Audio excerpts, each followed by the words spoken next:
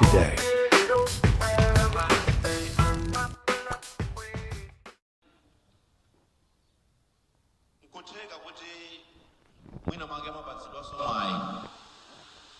kuti podzapereka kalata chakwera sankhaini tinena kuti ndi zina zimene mafuna kwaniritsazi makamakapo imene nawo pachisankho sizisokonezani maganizo anu amene muli nawo pa dziko lino. zikomo kwambiri. Zikomo kwambiri. Ine ndi Patrick Kachere kuchokera ku Umunthu FM. Ndimafuna nditamvetsetsa kunena zoti kupatula ukadaulo umene muli nawo pa zinthu zina, kodi chisankhidwire kukhala vice president ndi impact yanji imene mwina amabweretsa ku dziko la Malawi komanso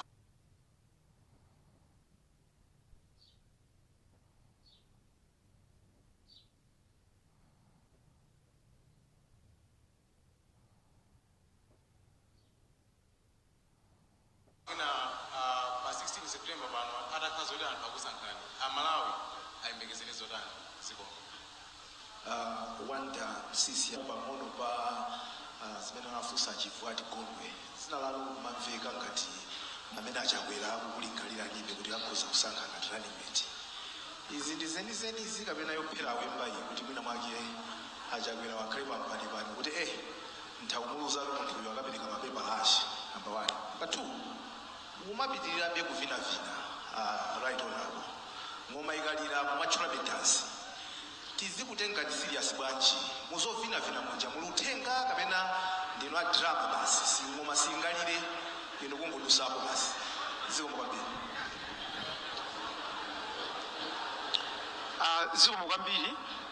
Ndathokoza kwambiri ifa cha mafunso amene mwafunsa. Ndiyambe ndi funso loyamba ndilibwereza kuti ndisimikize kuti ndi zimene mukufuna kuti mundifunse. Mwafunsa kuti ndikugwira ntchito ndi Dr. Lazarus Makathi Chakwera president. Chanipangisa ndi chani kuti ndiyime pomwe ndikugwira nawo ntchito. Dr. Lazarus Makathi Chakwera ndikutengereni mbuyo ndi a president a Malawi Congress Party. Ine ndi president wa UDSA chalibe mulandu.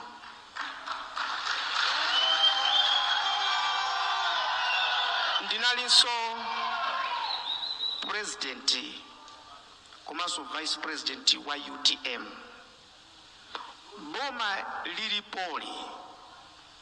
lilipo chifukwa chonena kuti Dr. Saulos Chilima ine ndi anzanga tinathandizira tinagwirizana kuti tigwirire limodzi nkona Dr. Chakwera ali president lero. Ndiye pa uthenga umenewu atandisankha ineyo kukhala vice president panalibe kugwirizana kunena kuti iweyo uzakhala running mate wanga. Kunali kuti iweyo ndi vice president wa dziko. Sizandale koma kuyendesa dziko kusiyanisa ntchito za boma ndi za dziko. Number 2, Achakwera ndi Achakwera, usi ndi usi. Tili mboma timayang'ana zinthu mosiyana pena mofanana. Isi chifukwa ndiye ndikupikisana nawo chifukwa choti ineyo sindili muchipani cha Malawi Congress Party. I am not challenging him. I'm competing with him.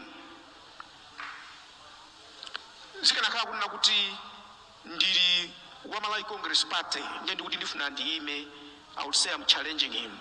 Koma ndile wa UDSA chalibe mulandu, I'm competing with him. Ndiye na onse. It is not fighting him, we are competing. Ndikulupira kuti ndaliyankha funsolo. Funso lachiwiri ataoneka mapepa lawo ndikuoneka kuti zalakwika ine ndachoserapo. Sisokoneza maganizo anga ndi zimene ndikuzifuna yankho. Ndimakhulupirira kuti ntchito imene ndikuyifunayi is about people. Now to save people, sukuti ungapange save pa presidency poka.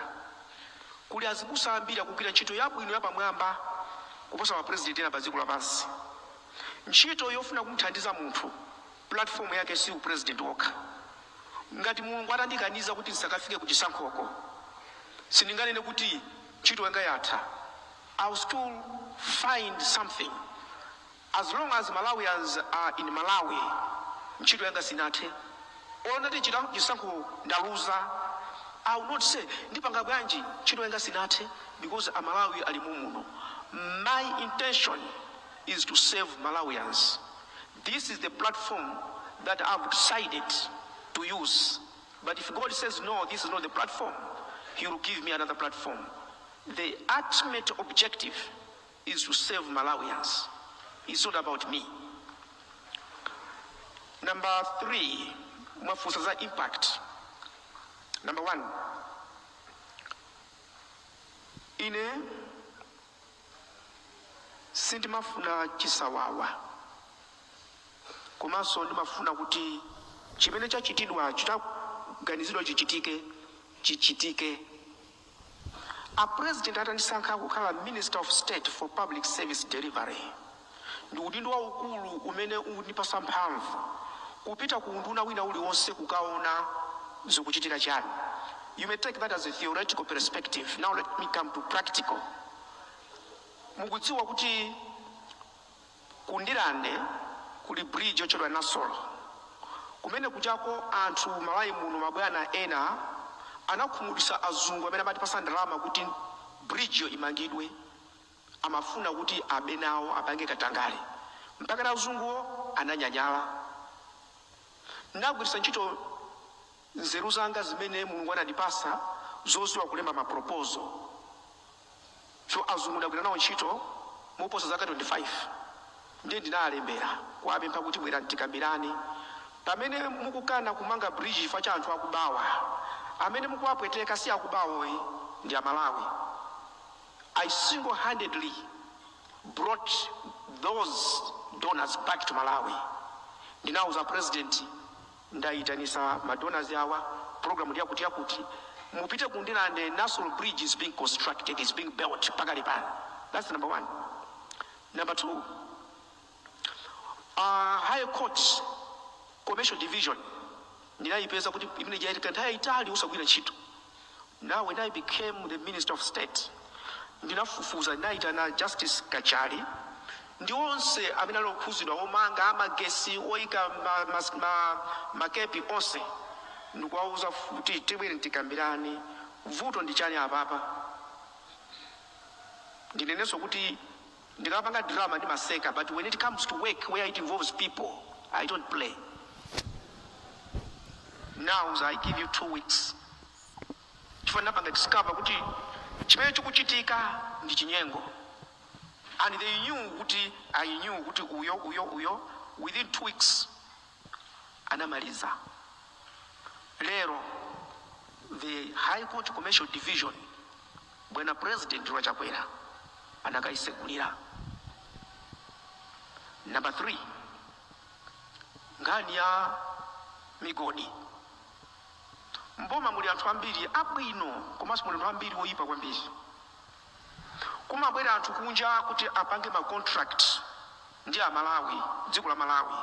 Some people in government amafuna kuti iwowo apindule kwambiri, not Malawians. Ndine amene naitanisa azikhale ng'oma a Minister of Mining ndi Presidential Delivery Unit.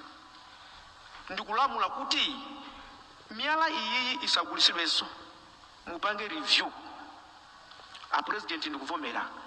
Chinaenda viral pa dziko lapansi. Ninachoka kupita ku dziko lina azungu kumene kwa this is good.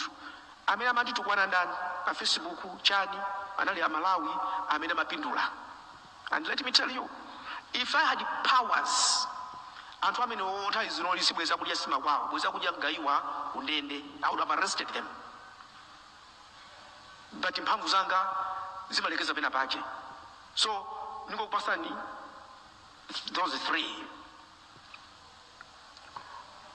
Ndiye nandifunsa kuti what should Malawians expect atakusankhani kukhala president? Order. ndinakamba kuti aliyense khale pa mbuto yake. Indino atulankhani mbuto yanu ndimene yoyo. If I come to tell you upange mwakuti mwasiya kukhala atulankhani, ndamba kukupasani inuyo ngati kuti anthu osadziwa ntchito. And that's what is happening in the government. You have somebody amene ali ndi udindo ku chipani sizinayambe lero, chifukwa kuzoona kuti ali ndi udindo wakulu ku chipani amalowerera kugwisa ntchito za mphamvu za ku chipani kuti ntchito za boma izimpange mwakuti uyu contract musampase izimchire mwakuti. That is why I went to Anti-Corruption Bureau and told the Anti-Corruption Bureau director, uzafa weka, uzalula manda weka, uzapangidwa judgment ndi mulungu weka. Arrest aliyense kani nduna kasi nduna amene sakuchita bwino. Now, if I become president, sizoti to arrest mwakuti I would tell the Anti-Corruption Bureau director, zikumveka izi zisukuamanga bwanji ndi mmangaso yeyo, because chimo sikuchita kokai, chimo izinso kusachita chimene naye kuchita. So I just want to say, when I'm doing drama, I enjoy it. But when it comes to ntchito, it's about moyo wa munthu. Nkonani makulupirira kuti pakomo pako ndi moyo wako. Ndipereka chisanzo pano pali Brian Banda ndi Msisha amalankhula maprogramu awo. Ata kundinyonyosola koma inu I should appreciate kuti afuna ndidziwe chani. If I go to fight them, ali pambuto yawo. If you have to talk, we have to talk. What is bad is to abuse your powers and feel protected. That's why mwodi aza chalibe mulandu ndilibe central committee yoti boma ndikatenga ziti uyakhale nduna it be professionals. Ina mwana kuti zikumveka kuti mwina achakwera ngati tenge kukhala running mate. Anthu ambiri Malawi Congress Party, I must say, akanakonda kuti achakwera nditenge ndikhale running mate. And that has been their expectation. Now that sana ndisankhe sitinakambira nekhani imene yoyo. Sukuti ineyoza ndikufusa kuti kodi nkona ndakatenga mapepala, nkona ndapereka pano, and I am confident kuti I will go all the way. Zoti ndikhala running mate wawo iyayi. Chifukwa holo inadzadza maona holo inadzadza anthu ambiri ali panja. Kuti ndiauze kuti mapepala chani ndakapereka aja ndiye ndachosaso pano andisankha ineyo ndi running mate. Ndiye drama yo. Imene ndiye drama. I don't do drama on serious issues. I have submitted. I cannot take people for granted. I cannot take people for a joke. Zioneka komweko. Where God says go, I will go. Yomalizira awanda Msisha mwana kuti mukumavinabe kodi anthu akutengere serious. Ninene chonchi wankhonya sanamenya ana ake ndi akazache mnyumbatu. Wankhonya simuzampeza kuti ali nyumba ndi akumenya mkazache, akumenya anake, fati ndiye wankhonya pokapoka ali wopenga. Amadziwa kuti pano ndikupanga nkhonya, pano ndine bambo ndili kunyumba. That is why chisanzo moyo wanga ku Adra ndakhala zaka 25 ndikugwira ntchito. Inalipo nthawi Madam Joyce Banda ali president, mankhwala anavuta zinavuta munomo. I brought Mabedi mankhwala worth 6.4 billion. Nobody wrote mu newspaper. Fanta amene yoboma ndana kuti musalembe chilichonse, musamjambule, sina dandaule. I said as long as Malawians have benefited, I am happy. So ndimadziwa polekeza kuti is a drama, is a drama. Ndinatenga lichowa ndikupanga sero laka musu. That was drama. If you see me today ndilichowa laka musu and somebody thinks this is drama, let him watch the drama and see where it's going to end. day if you see me ndilichowa and you say drama ikupitirira tikufera nja kupitirira, I invite you to watch that drama and see where it's going to end. Nkulubira kuti ndayankha mafunso onse, ndathokoza. Yes, Brian. Mr. Vice President, pali nthawi zina zokambakamba pakati pa Malawi kuti mumatenga magalimoto aboma, asilikali kukagula nkhuku kusika. Anthu akumadandaula kuti isn't that a wastage ya misonkho ya Malawi when Malawi akusowa zofunikira zambiri.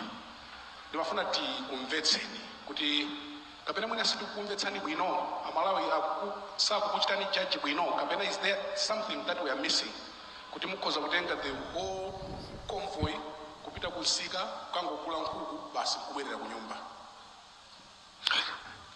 Zikomo kwambiri Mr. Brian Banda. Ndiliyankhe funso limene lili kuna uchoyambirira. I want to thank you most sincerely because you have given me an opportunity to explain.